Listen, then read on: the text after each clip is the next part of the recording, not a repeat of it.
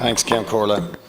Minister, People Before Profit requested this debate at the Business Committee, and we are very glad it's happening. The reason we requested it is because we, as clearly everybody else has, are being inundated with families who are concerned for the welfare of their children.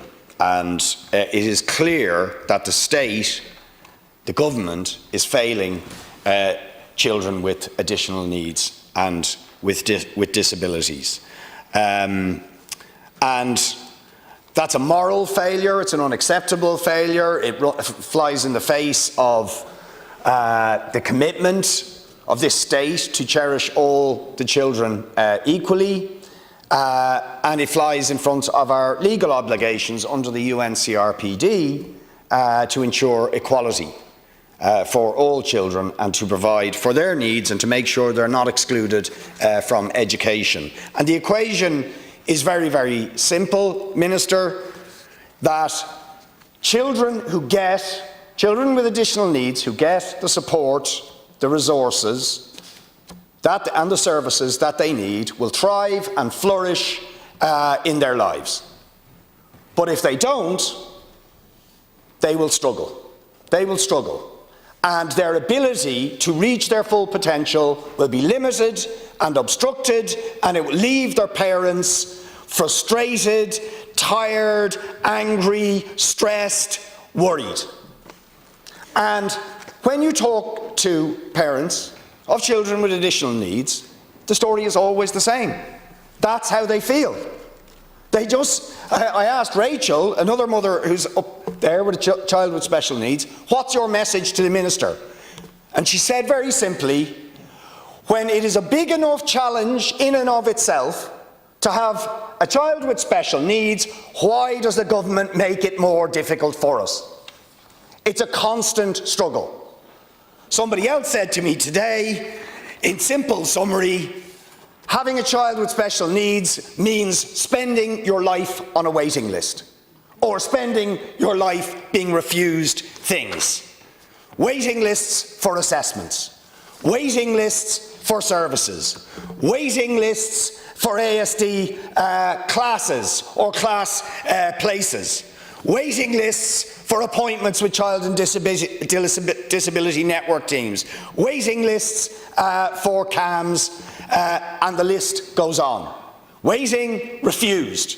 Another case that has just been passed to me of Kelly, a mother whose daughter Jada regressed at 1 year of age, was sent to the primary health care team for occupational therapy, was told that Jadis needs a support team, so they referred the family and the child to the CDNT team and were accepted and putting on a waiting list to be seen, where there is a 28-month waiting list. She's also waiting for an assessment of needs. And then maybe if you get your assessment of needs, you'll be waiting for the services. One mother in my constituency at the meeting we held recently, 17-year-old, was diagnosed ASD at the age of 6, and since then, she's 17 now, has had 3 interventions. 3 interventions in the 14 years since, and when she's 18, will lose all her supports completely. It's dysfunctional. It's failing. The new algorithm, which I've brought up several times in terms of the allocation of special education teaching resources, 1/3 of schools losing resources. In my own area, Monkstown Educate Together, losing a special education teacher. Other schools, massively overscribed with waiting lists for ASD classes, like Sallynog and Killiney Educate Together, have asked, and I've asked on their behalf, they want approval for a second ASD class because they're massively oversubscribed after the one they have. And this is only a new school. And they asked the Department of Education, can we have a new SD class? And you know some schools don't feel able to have new SD classes. Department of Education, no, we're not giving it to you. We're not giving it to you because you're in temporary accommodation. We're not giving it to you until you've got your permanent school accommodation, and we've no idea when that's going to be. Or if because you can't get school places, you feel you have to give up work, but then there's the issue of means testing for the carer's allowance, and the prospect of lost income, lost employment. It should have been mentioned with Greg and Nicola. They are both SNAs. So as well as not being able to get school places for their own children, if they have to give up work because they can't get school places for their children, the schools in which they work as SNAs will also lose.